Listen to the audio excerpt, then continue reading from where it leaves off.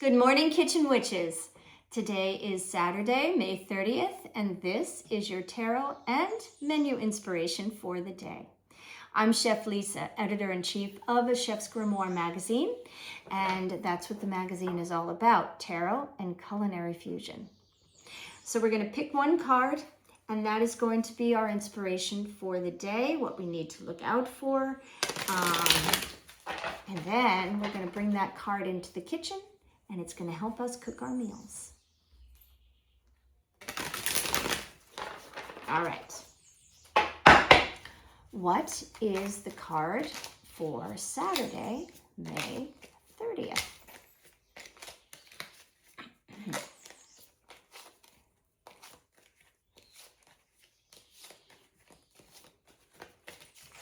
Okay, ready? Yes. The Three of Cups. Oh, I love this card. Yay. Three of Cups. Almost every tarot reader loves this card. Why? Because it's a happy card. Cups, they're all about our emotions.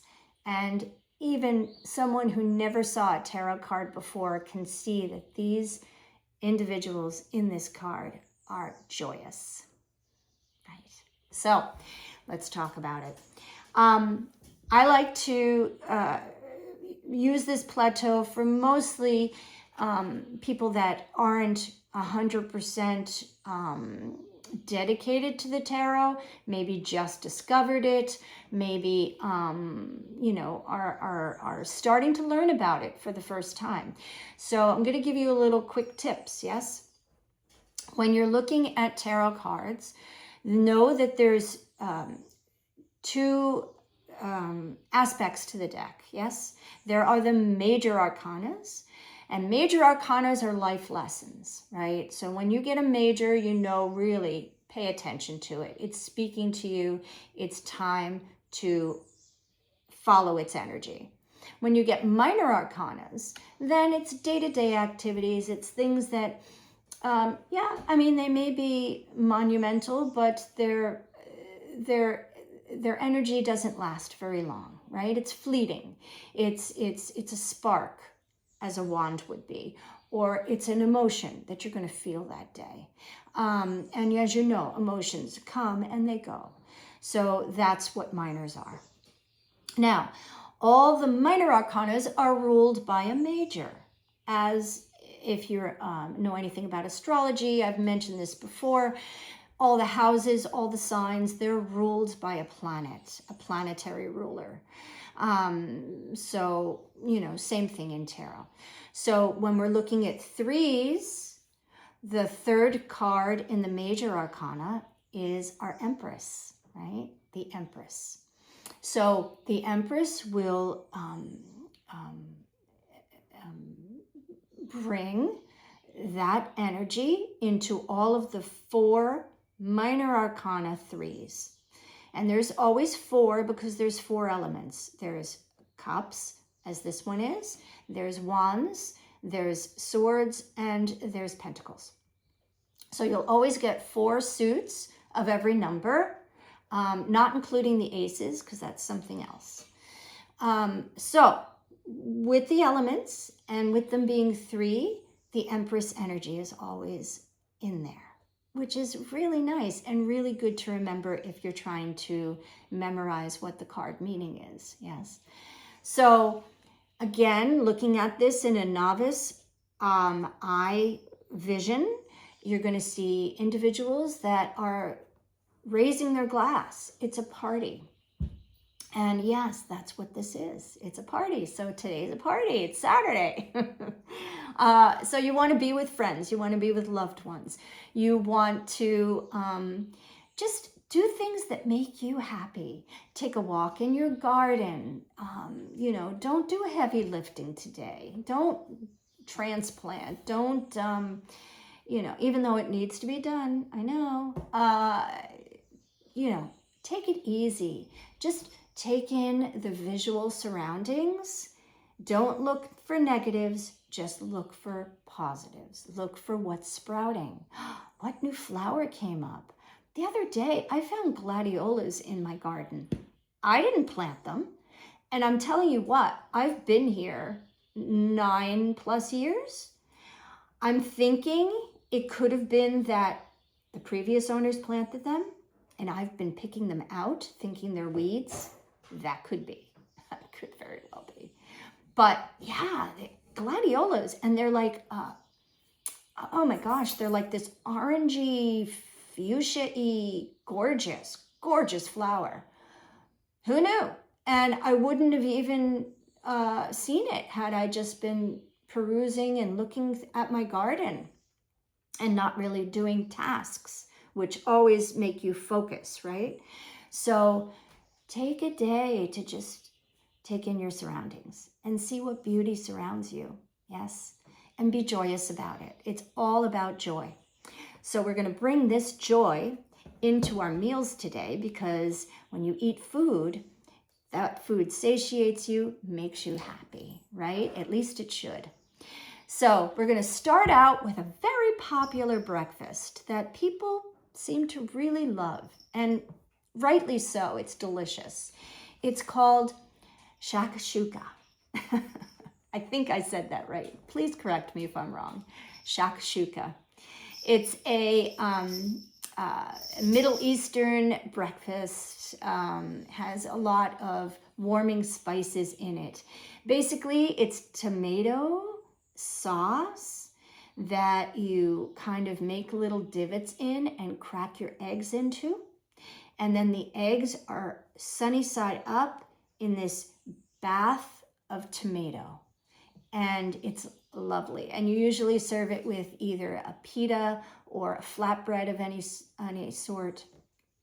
You can even serve it with toast, fine. But yeah, flatbread. So how you make, you take your tomatoes and you season them up, right? A canned tomato is fine. You can use ideally it would be like a canned plum tomato. Then you smush the plum aromas with your fingers and you get your hands in there. It's really cool. Smush them up so that it's like a chunky tomato sauce. From there, you're going to season it. So you're going to add garlic powder, onion powder, cumin, smoked paprika is nice. You know, all of those warming spices go in there. And then from there, you can add a little chicken stock if it's too thick. But you're getting yourself a nice warming tomatoey sauce. And from there, you take your eggs and you make little divots in the top of the sauce. So the sauce is going to cook on the stovetop for about 20 minutes before you add your eggs, because you want the sauce to reduce. You don't want it to be too soupy. You want it to be a consistency where it will hold a cracked egg on top of it without the eggs, moving. You want all the eggs to be in their own little divot in this sauce. So cooking it until it reduces a bit is a good thing. Plus, you're also marrying all those flavors. Then you take your eggs, you crack them in, hopefully keeping the yolk intact, into the little divots. So they stay like a little poached egg on top of the sauce. And the bright yellow and the white against the red is just so beautiful. It makes you happy just looking at it. And then you could serve that to a nice crowd, right? You can make it in a nice big braising pot or a shallow fry pan or cast iron pan, right? And then serve that on the table surrounded by warm flatbread. And it's a delicious breakfast. Now, because it's the Three of Cups energy, we want to make sure that we serve it with something that's going to make us happy. So how about a Bloody Mary? More tomatoes, a little vodka, right? Cheers. There you go. That's breakfast. Done. Lunch. You know, crab cakes, they're a summertime food, right? Your shellfish, your seafood, things, they're summer. And we're moving into it fast and furious. We're only at the end of May. We still have all of June, or at least most of June. But crab cakes, let's bring a little summer to our plate. You can buy an 8-ounce can for maybe anywhere from $8 to $10. And you want it to be, they have all kinds of different pieces of crab in there that they call a different name. Lump is fine, a lump crab meat. Claw, always good, right? The claw is going to be what I consider the meatiest. It has a chew level that's a little less soft, so it stands up in a crab cake. There's a special blend, as I said, the lump. There's, really for a crab cake, yes, some chefs will say you should only buy this kind, but I'm going to give you the liberty to buy whatever can is good for you that you can afford, because they could be pricey. So $8 to $10 for an 8-ounce can. You're going to go upwards of $20, $23, $25 for a 16-ounce can.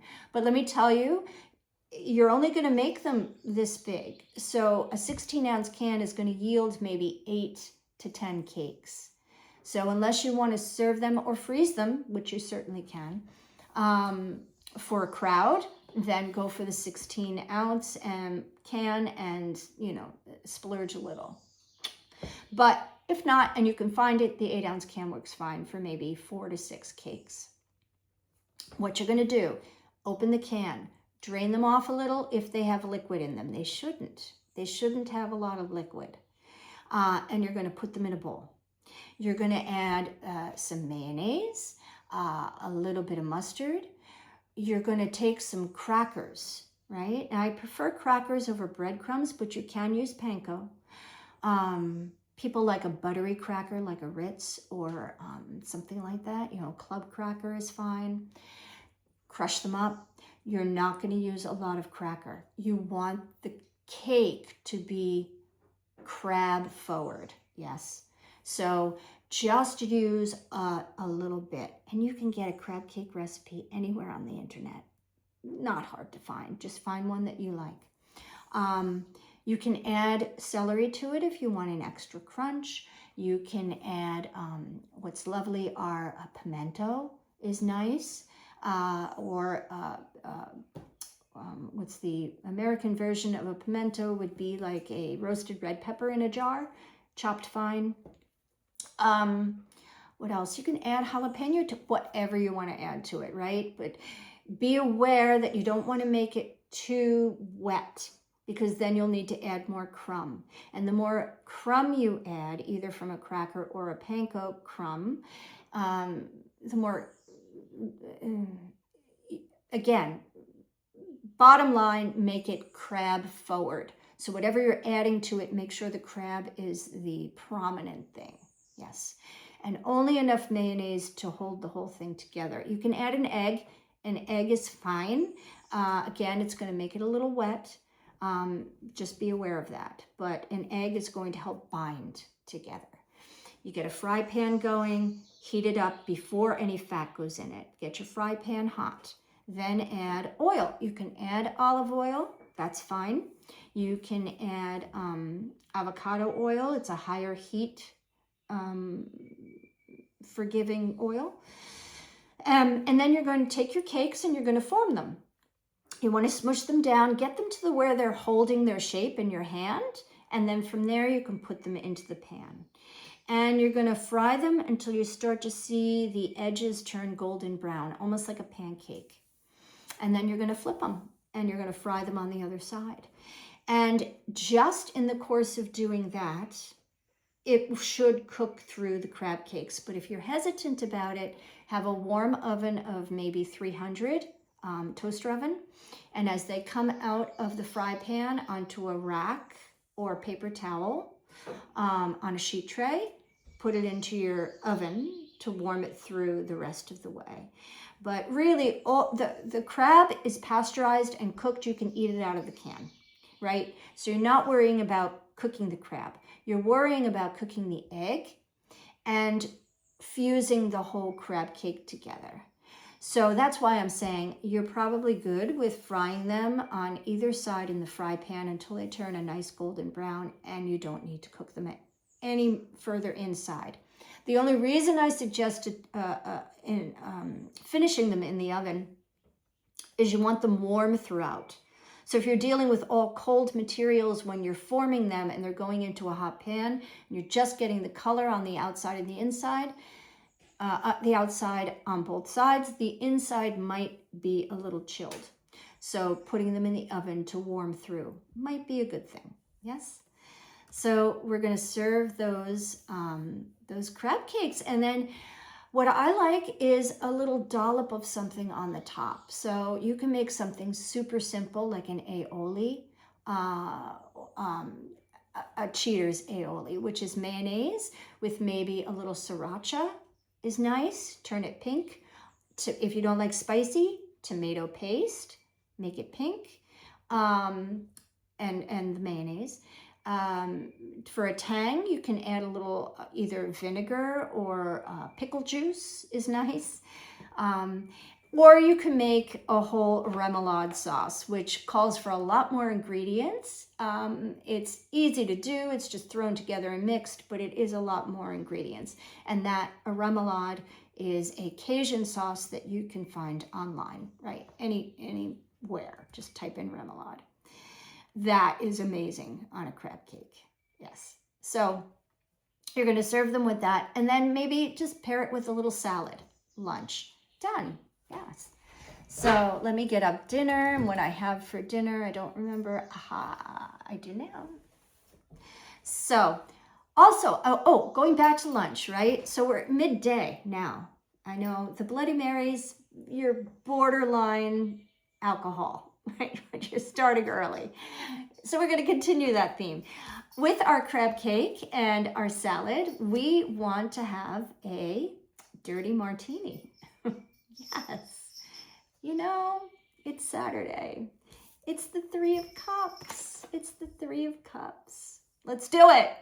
So we want a dirty martini. And what that is vodka, chilled. Put it in one of those, you don't have to. You can put it in a glass with ice, but just chill that vodka cold. Even if you have forethought, put your glasses in the freezer, right? Just for a short time, just to get them really cold. And then you're going to strain the vodka into your glass from the ice, right? You don't want ice in this glass. There's no ice. It's no crushed ice, nothing. Just the vodka in a cold glass. And you're going to take some olive juice, and you're going to pour some olive juice in there. And that's what makes it dirty, because it's not pure vodka, right? You're dirtying it with the not pickle. Pickle was for the remoulade. This is olives, right? And then I particularly like a gorgonzola stuffed olive, right? So if you can do that, great. You can buy them. They're not as good if you make them fresh, but you can buy them. Or just olives on a little toothpick into the glass. Yes. Cheers. Now dinner. So dinner, simple. We are going to do pasta.